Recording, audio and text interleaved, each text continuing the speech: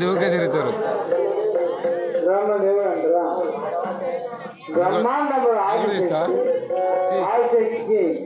పెద్ద కుమారుడు ఏం కుమారుని ఆదిశక్తి తల్లి ఆమె ఇప్పటిదాకా ఇటు తిరిగింది. నేను ఎవరైనా పొరన్నా నా పొరగాళ్ళు వాడాను ఓరయ్యా నా పొరగాడు అనవట్లా ఓరవ్వా పొరగాడు అనవన్నా నాయన పడలా నా పొరగాడు అనవట్లా అతనే చూసింది. శక్తి మాతాజీ చెట్టుకు రాని నాకురా ఒక్క గాని నీవు రాము అయ్యా ఒక్క గాని నీవు లక్ష్మణే లక్ష్మణ్ చెట్టు వేస్తున్నాను ఎందుకమ్మా ఎందుకమ్మా